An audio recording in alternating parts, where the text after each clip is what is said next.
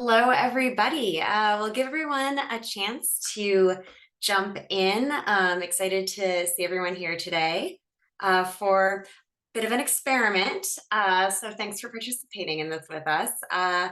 Welcome to Ask a Marketer with me. I'm Stefanie Altman. Like I said, we'll give folks just another minute or so to join in.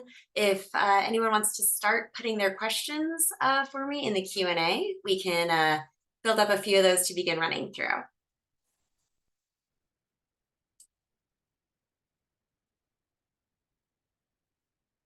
Really happy to see some familiar names on here. So really nice to see everyone. At this point, let's get started with some of those questions. So sure many of you have seen this before. Hi, I am Stefanie Altman. I am VP of Marketing at Agency Revolution, and I am the marketer you get to ask questions of today. So what we'll be doing here today is treating it kind of like office hours.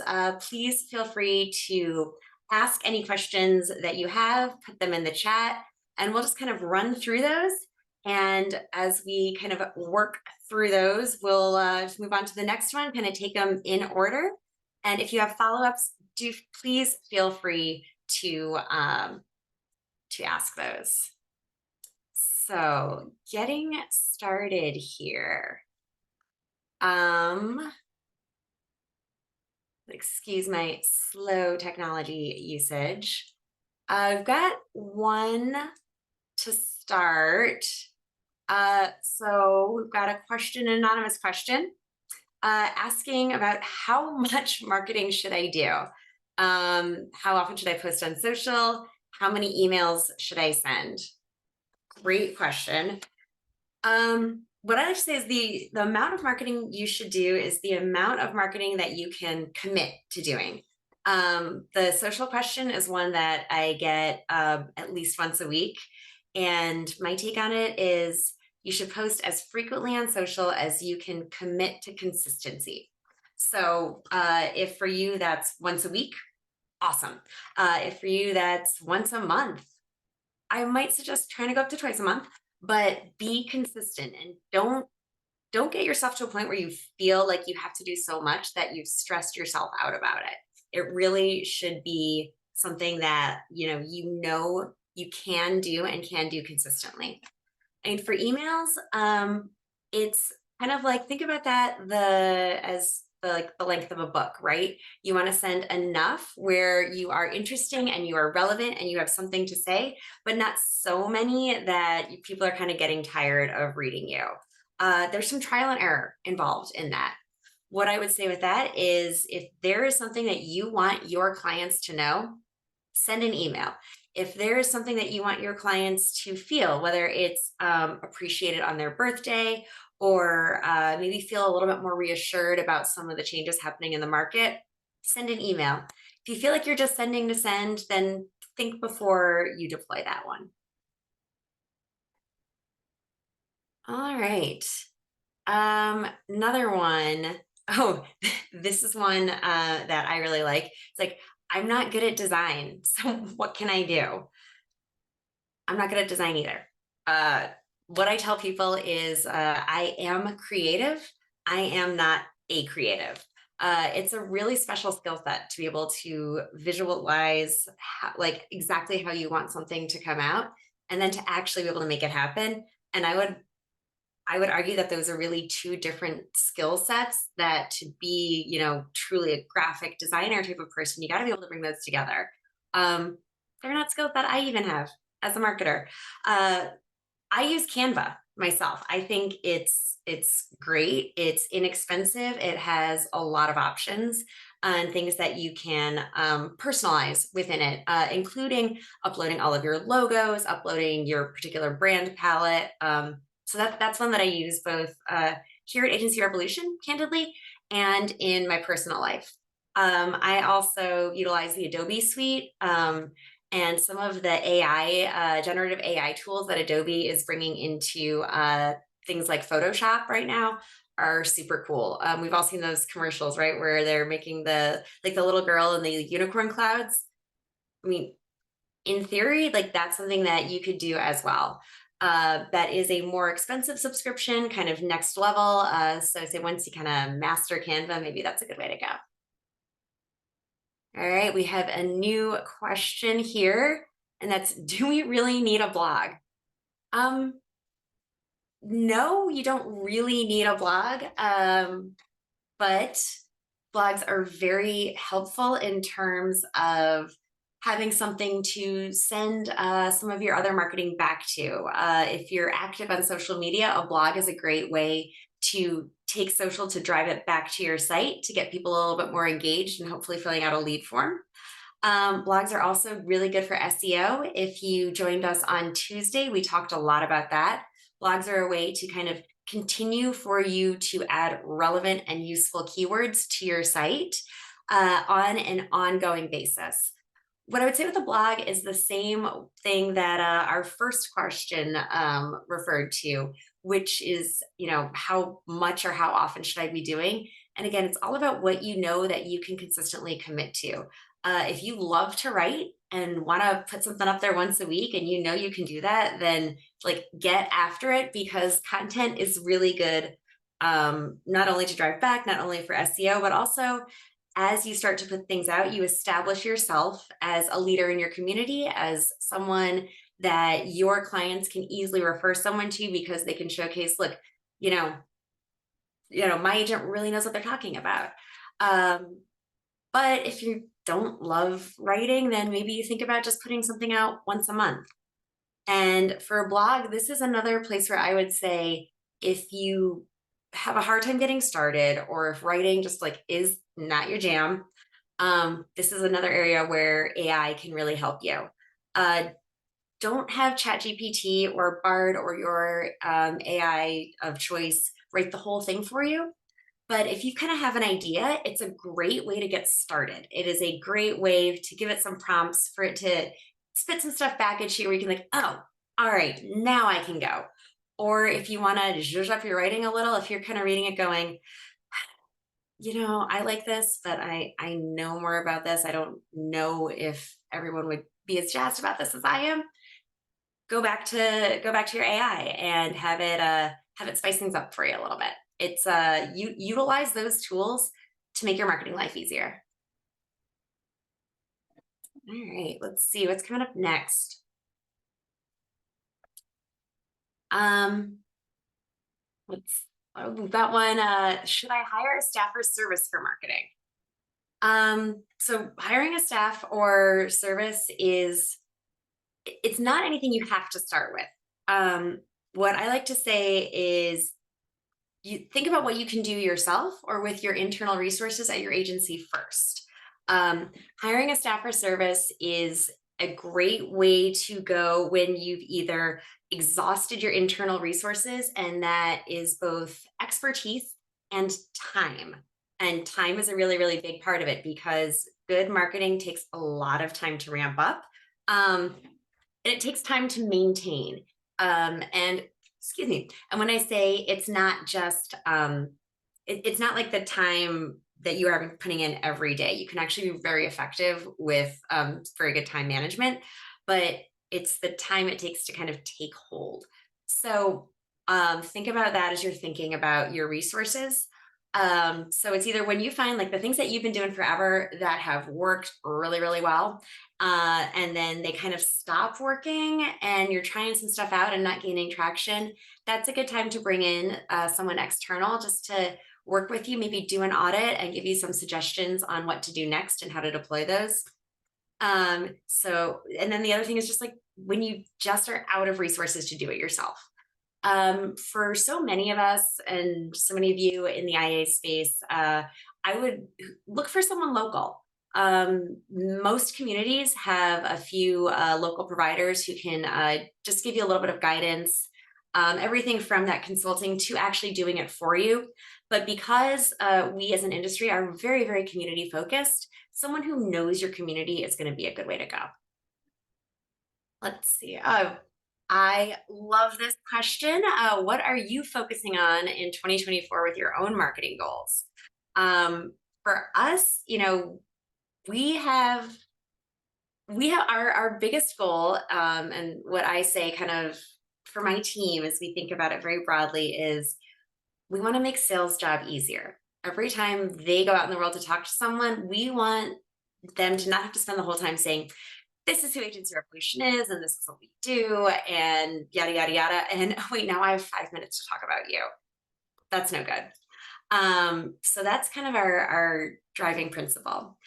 In terms of our other goals, we are working a lot on product marketing. So I am setting up some campaign goals for us in terms of number of campaigns that we want to run about Fuse and Forge and about the specific features of each of them. We also are doing a lot. We're looking to define some new champions for our email layouts and for our social deployments. So we're doing champion challenger A/B testing throughout the year. And then, of course, our goals, we have some goals set by my leadership in terms of driving a certain number of leads that lead to, a certain number of demos. Then my goal is for anything that we deploy is to measure the return on marketing investment, or the ROMI. And I want everything to be a break even. And if it's not at least a break even, it's a tactic we won't do anymore. Through, I'll say, success metric, like our reach goal for that is a 2.5 return on marketing investment. So Gina, let me know if that didn't answer your question. Go ahead, give me a follow-up if there's something more specific you want to know there. Okay. Aligned with that, we have a question from an anonymous attendee. Is it feasible to develop a marketing plan if the leadership team doesn't share or set department-specific goals other than we want to sell more? Awesome question. I have been in organizations where that's basically been the direction to marketing. It's like, figure out how to make it easier for us to sell more. And that's tough, because, obviously all of our goals in business, regardless of what department we're in, is to help feed the bottom line of the companies that we either work for or own or support. But we want to sell more it's tough because it's a true goal, but it's also a bit of a given, right? So as you kind of think about that for your marketing plan, I would say, all right, you want to build your marketing plan then around lead generation. It's less about awareness. It is less about kind of the top of funnel. You start building down at a very tactical level on what is going to drive leads to sales. So you strip out, a lot of things like your some of your online, like retargeting, things like that. Maybe you take away some of your conference, anything you might have spent larger on sponsorships. Maybe even take away the sponsorship of the Little League team. You pull away those things that is just simply your brand out there for awareness. And you say, all right, what's going to drive leads? That's where you start looking to things like paid social, where you can, for example, on LinkedIn, you can put a lead form right in your page, where you can do some very specific targeting in there, as well as through Meta on region and specific type of target, whether that is for business or personal lines, depending on what you're looking for. You can get pretty niche with those. You can also paid search is a great way to go with that as well. That's where I would caution you to think very regionally specific around that. And then, beyond that, it's try to activate some more of your COIs that you're working with as well, and look at perhaps some referral shares and things like that locally. So please let me know if that didn't answer your question. We can get a little bit more in depth there. All right, and do you think if your follow-up, so recommendations on what you should be focusing on? I would say depends on the goals of your business. If you're, really trying to create that awareness, it's a different piece. If you're trying to do more of that lead gen, that's a little different.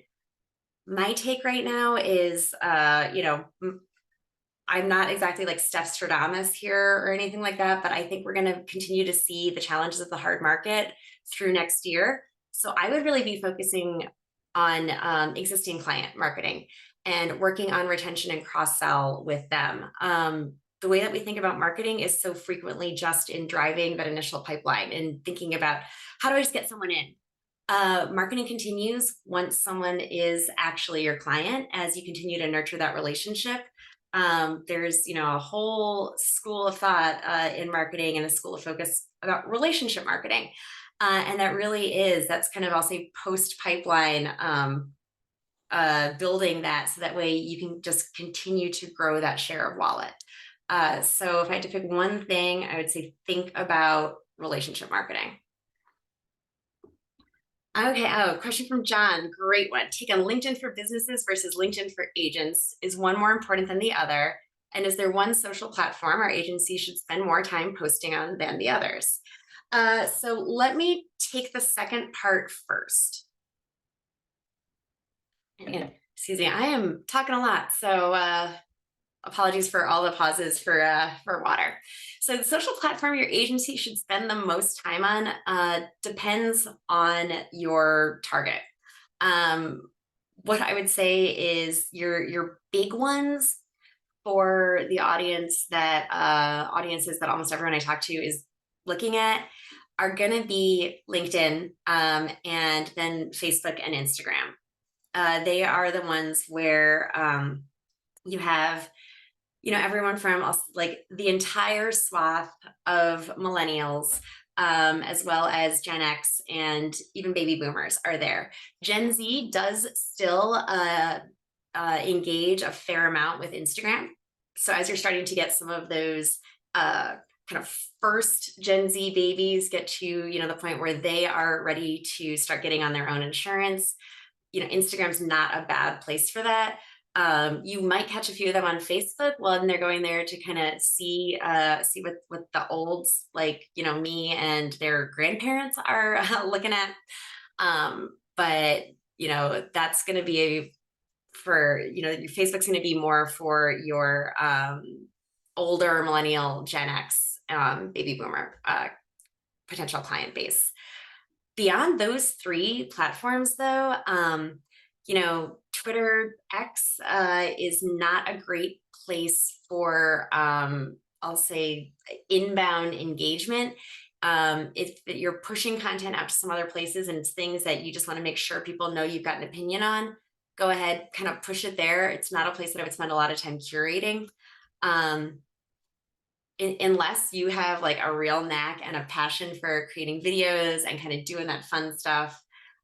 TikTok isn't a place that you need to be thinking about, again, unless it's like something that you have a passion for, and then you can link out to and link back to kind of create like a nice cycle there.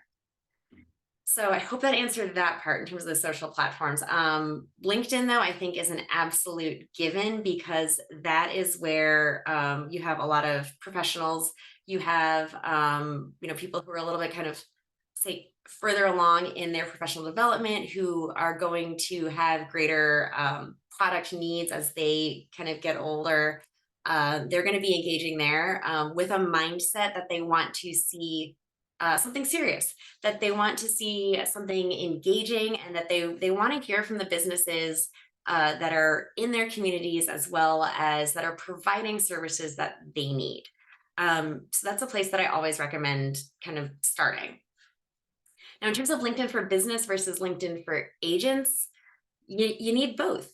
And I always say your personal page is your personal page. That is you.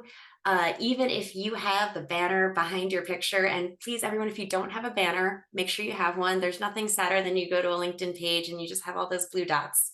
And going back to what I said, Canva can help you make one.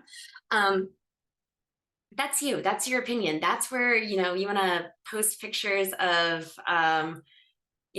why you make sure you take a break every Saturday for, your daughter's soccer game, and how that helps you kind of be a better agency owner. That's awesome. And that's you, and that's your personal brand. Your personal brand can be part of your agency's brand, and it should be, but they're different. Your business page, that's one where, you can put stuff out there about, here's what's going on with us. Here's the thing that, we did to support the community. Here's where you can come, here our VP of marketing speak to agents everywhere. It's a little bit more of I'll say a true marketing opportunity on your business page. So I hope that answered that question. And if not, please throw me another follow-up there. And then kind of the question, oh, we have a nice little follow-up there. What's the difference between marketing yourself versus marketing your business? Just kind of go back to what I said. Marketing yourself is actually, I think it's harder. Like, we are always taught kind of in school to make sure that we don't brag about ourselves, right? That we approach things with humility. And these are fantastic things to think about because they help us cultivate authenticity when we are, marketing ourselves. But it's really challenging to go out there and be like, I am awesome, right? Because it feels unnatural. So I think just in the terms of getting started, marketing a business is a lot easier. Marketing a business, though, you're really showing how you provide value. Marketing the business is really all about here's what the products and services that I can offer you are going to do for you. It's all about kind of the other person. That's my take on good marketing. Good marketing doesn't tell you features. Good marketing doesn't tell you the what. Good marketing tells you why. Good marketing makes the person you're talking to kind of feel seen, heard, and understood, and like they know what you're going to do for them. Marketing yourself is kind of the opposite, right? That's when you're telling people, here's what I'm going to do for you. So it's a little bit of a flip in mindset. I think that's probably the core difference.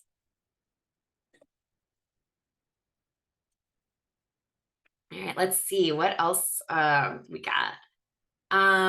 Oh, this is a fun one. And actually, this is the question that I got now, and that someone actually asked me last night at an industry event. I get solicitations all the time to buy email lists. Is this a good strategy? In a word, like, no. Here's how I would think about it. And here's what I told the gentleman who asked me this last night. If there's all of these leads in your community, like in your carrier's appetite, like that are just all around you that you haven't found, does that feel likely? Does that feel reasonable? And my take on that is no. Like, you're here because you're good at your jobs and you want to learn more and you want to know about what to do. I doubt that there are all of those leads out there that you wouldn't have found yourself if they are in your target group, if they are in your community. That's not to say that all leads lists are going to be all terrible. I just, use your best judgment. It is not a strategy that I typically recommend. All right, great question, Brandon.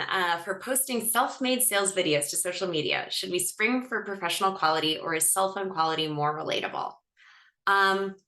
These days, you can almost get professional quality like right out of your cell phone. So I think that's something that people do really relate to. Big picture, go for a mix. You want to have something that looks really slick. And I think it's really great to be able to have like a beautiful product video that's, and product video, that's a marketing term. It doesn't necessarily mean a product video. A really nice video that is that shows why this matters to you, why we matter to you, something that you can use over and over again, evergreen. That you want to do a little bit more professionally. And there are a lot of great, fairly inexpensive services that you can use for that. And then there's also local agencies that can help you there. I think cell phone quality, but good cell phone quality is fantastic.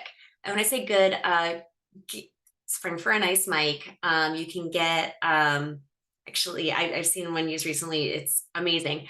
A wireless, little lavalier mic that'll like stick right here on your collar. and you can plug it into the port on your cell phone and like world of difference in terms of taking out background noise. That is the thing that I would say to level up some of those cell phone videos. Make sure the sound is good. And then you can play around, edit stuff in your cell phone, whether you have Apple or Android. Both of them have really good native apps within your phone to be able to mess around with it. And then if it is something that you find you really like, or you do want to just be able to kind of zhuzh up a little bit, maybe put a Chiron on yourself. I use Adobe Premiere when I'm kind of playing around with those myself. I would say that's kind of your middle level.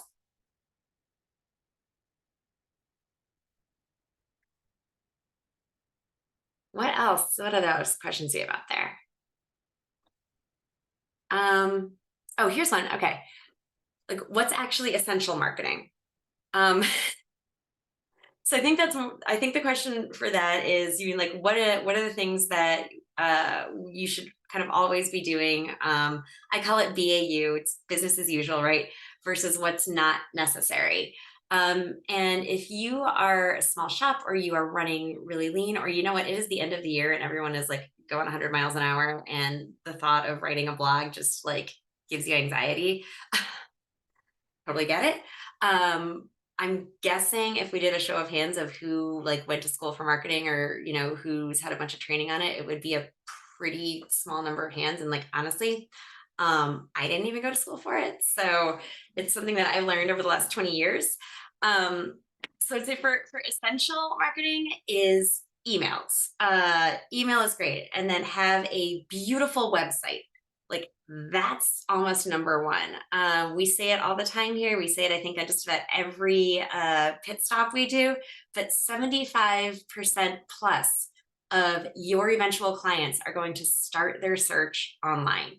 You need an awesome website that's going to tell them who you are and how they're going to be helped by you. And then you want to kind of keep them on your website as much as you can. So plug for something like clickable coverage right there. But that's like the absolute essential part. Next would be, and I keep calling it Google My Business, it's Google Business Profile now. Set up your Google Business Profile because that is something that is going to help you be found on Google. That is still by far the most used search engine. And Google loves it when you do things to support within their ecosystem. So having a updated Google Business Profile is going to go a long way too. Then you've got emails. Make sure you're just doing some digital communication with people. That is absolutely essential. And then I would say, even if you don't do a ton on them, stand up your social pages and send them back to your website, just to make sure that, number one, like you have ownership of the name of your agency within those platforms. And it's a way that, sometimes when people are searching, they'll go to your Facebook or LinkedIn page first, and they're just sending back to your website. Beyond that, like that's kind of where to start. But I would say if there's like one thing that you are going to commit to in terms of like up leveling your marketing into the essentials, is have a fantastic website. All right, I've got a few more questions with that one. What are considered winning metrics? So for email or social, good open rate or good engagement? Social engagement is very hard to kind of track in terms of a kind of good for any given industry. That's one where I would encourage you to benchmark yourself over time. For email, you're really looking at open rates that are, I'm going to pull up some exact stats for you for the insurance industry, but you're usually want to be looking at a 7 to 12% open rate, kind of depending on the type of email. Things like your newsletters might be a little bit less. Things with offers certainly boost that up. Things that are doing product announcements are also usually really, really popular. I was actually just looking at some statistics with my team on that this morning, and B2B especially product announcements are seeing higher and higher engagement rates. Click-through rates, you want to be kind of in a like 2 to 4% is generally good. And you like your opt-out rates to be about 1.5% or lower. Beware of percentages though. I'm talking industry wide. If you have a small list, if you're, only sending to a couple hundred people, that's where you can self benchmark over time and look at kind of raw numbers until you build your list up enough. Beware of the small sample size. Is kind of what I'm saying there. Oh, I like this one. Is there a good place to find relevant topics to post about? October is Cybersecurity Awareness Month, personal favorite of mine. September, National Life Insurance Awareness Month, and those. October is also Women's Small Business Month, which is great. April is Small Business Month. That is one where Google is going to help you. There's not. I wish I had one really great resource for you for that. I don't. A good place to start actually is with some of the like email and CRM service providers. They have whole teams devoted to research, and they'll list out some of those calendars. The HubSpot marketing blog is one that I read every day. And MailChimp also does a really nice marketing blog where you'll probably find a few things there.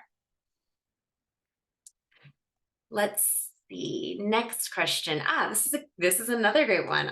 I'm loving these questions. Thank you, everybody.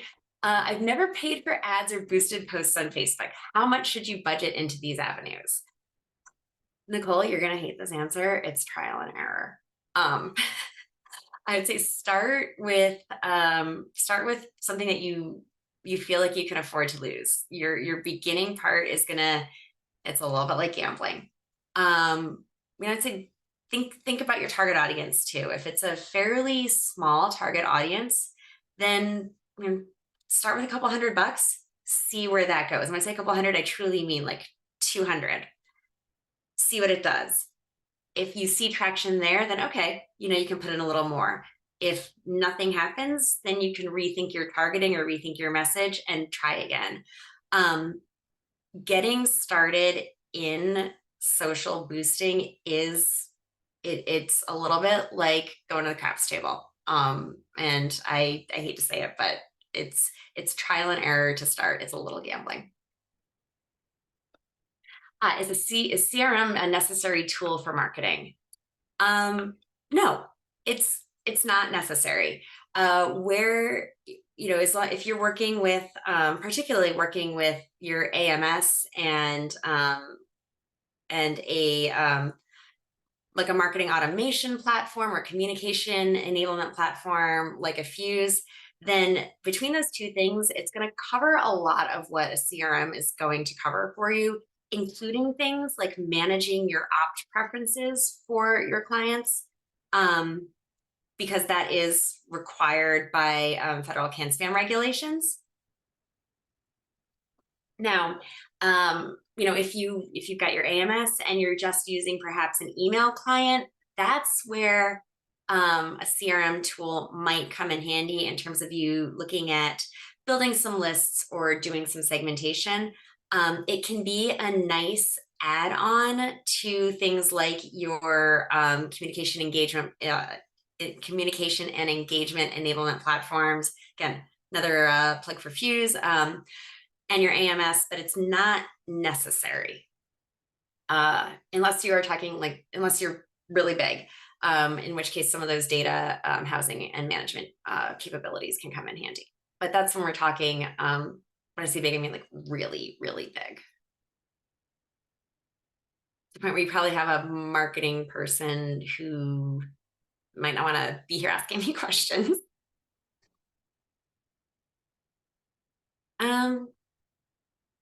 Let's see. This is a funny one because I think I just mentioned it. What is the best email platform to use? I'll plug Fuse again. Like, to me, I think that's the best platform. But if you are looking for something that truly is just an email platform, there's quite a few of them out there. Uh, what I would say, a lot of them have a lot of the same functionality.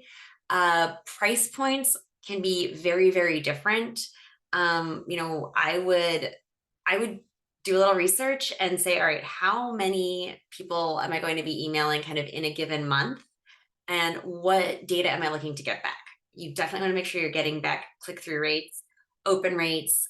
It's great to be able to track a campaign in something. Say you're sending, 3 emails over the course of December about the holidays, about things to look out for, weather, travel, all of those things that we know can, you know, cause someone to give you a call because something went wrong, right? Um, so think about some of those things in terms of what you want to do with your email. Personally, we've done some research internally, and after Fuse, we like MailChimp, but there's a number of others out there. MailChimp is a little bit more expensive, to be honest with you there. So that's one where do a little bit of research, and then also like ask your colleagues, ask others in the industry, ask other small business owners if there's something that they're using that they absolutely love. Word of mouth can tell you a lot about the reality of working with some of those email providers versus everything they promise you on their websites. Let's Oh, and someone said, yeah, keep in mind contact list limits for some CRM systems. Absolutely. Yeah. And really with all of these, with any solution that you're looking for, this is universal. Any marketing related solution, you're going to want to think about how much volume you're going to send. And when I say volume, that's number of contacts, because that's how most of them look at it. You can have up to 1,000 contacts in your email system, and that's kind of number of people. If you're going to send them 6 emails this month, that's not 6,000, that's still 1,000. But be mindful of, as you grow, and as your book of business grows, as the people that you are prospecting grows, your costs are going to go up with some of those systems. So thank you for that call out. Anonymous. Let's see. Oh, what is the customer sentiment for completing Facebook leads or website leads? What do they expect, and do they bail if there's too much information required? Oh, so the answer to the last part of that is, yep, they will. They will bail. It's, you want to keep everything absolutely on one page. If you're getting to the point where you're kind of going to, all right, please click next, you're going to see huge drop off. What I would say is, for any of these, ask for the minimum amount of information that you need to start a relevant conversation. Ask for things that you don't want to have to go back and confirm everything for. But you want to get enough to kind of know what you're going in for. So it's a squishy kind of thing, but I would say 5 to 7 questions, kind of including, name, email, phone number, gives you maybe a few more spaces to play, but kind of try to get the minimum to start like a relevant conversation, where when the person picks up the phone to talk to you, they feel like, yes, you are not wasting their time. And yeah, people don't want to spend too much time filling out a form. They want to fill out a form and get things moving. Great one. I work with many agencies who pride themselves on referral-based business. How would you advise they do marketing for growth in new business? Great question. So referrals is something that you can, there is no shame in just asking for. And one thing that I would say with that is there's tools that you can use to request reviews, to request referrals. We have review requests built into both Forge and Fuse, and that's a really nice way for people to kind of point to, it's not just me, like it's everyone else. Put a referral request in your email signature. Put it on that great website. That's number one that you're going to go get set up, right? And then also it's that's one where I say, like, go really old school. Event marketing is a great way to go and create connections to get referrals. utilize your COI network that you already have, and talk to them about, you know, a handshake, like we'll talk to each other, each other's clients, and help, and help each other out in that. Um, with that, in terms of old school as well, event marketing, direct mail is still an effective tactic. Um, you know, I'm an exennial myself, and I think there was a whole thing that everyone said we were going to kill direct mail, and turns out we love it and we respond to it more than the previous generation, and that has stuck. So that's one where it's a little bit of a mix, but definitely get yourself involved in that one.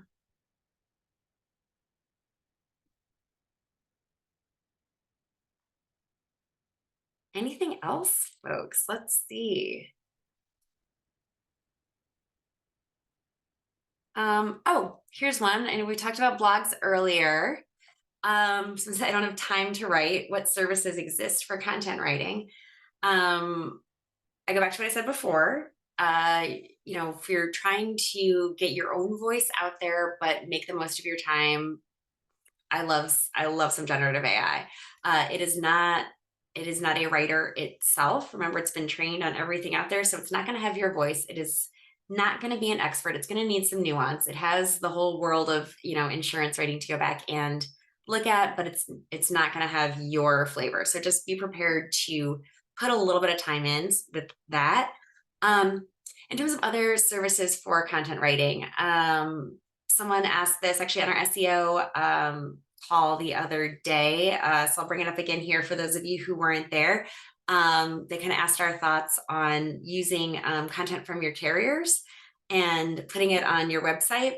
Yeah, like the thing with that is you just want to make sure that it's really that if you're going with an external source, that it's a reputable source. If your carrier is giving you something, yes, it might not be super unique, but it is going to be relevant and reputable. That's something that you can put on your website for your clients or future clients to find. And if you want to add to that with kind of your commentary on the top, that's a lot less time than trying to do the whole post yourself. Other services, you can hire writers. There are some really, really great content writers out there. I would do your research on them. You may get emails, 5 or 6 times a day. I certainly do, with people saying, let me put a blog post on your site. I will write this for you. I'm extremely wary of those. Number one, it's to me, I think it seems like it's a backlinking scheme, and Google's not going to like it. And you don't know the quality. Chances are they are not an insurance industry expert. And we all know that you really got to know something about this industry to write about it. And it's just, gives me a bad feeling. Your time in this case, that rather than writing, is probably better spent if you want to hire someone in doing some research on local content writers, people people that maybe your colleagues or other business owners can recommend. And that's another one where I say, think about someone local. It's supporting another, local business. And if you are trying to include things that are very relevant to your community, that's a good place to start. Doesn't copying and pasting existing blog content from carriers hurt SEO because it's not original content? It's neutral. And that's why I would say, don't just copy paste. You can put some syndicated content on there, but give your opinion, be additive. Give a paragraph about, here's why we like this article, or here's why we think this is something for our clients to think about. So that way, it's not just kind of the same as everyone else, where you're going to be kind of button up against each other. With anything that you're going to do, where you're kind of taking content from somewhere else, take a moment and put your own flavor on it. When you share a post on LinkedIn from either your business page or your personal page, don't just hit, repost onto my page.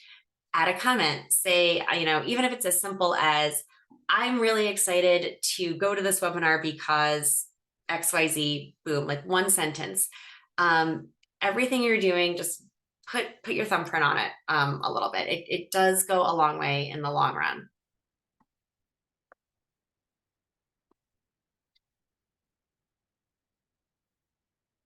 What else, folks?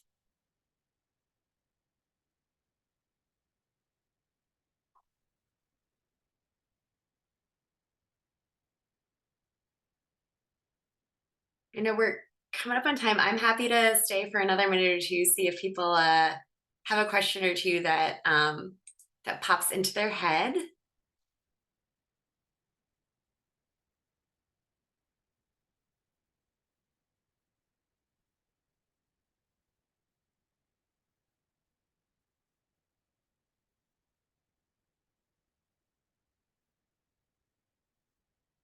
All right. I think go ahead. We can call this the Ask a Marketer office hour. Then thank you all so much for joining us today.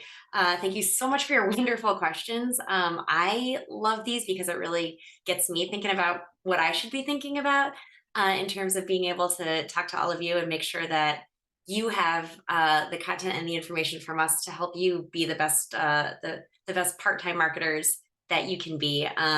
Please reach out on LinkedIn or shoot me an email if you have any specific questions or anything that you realize you forgot.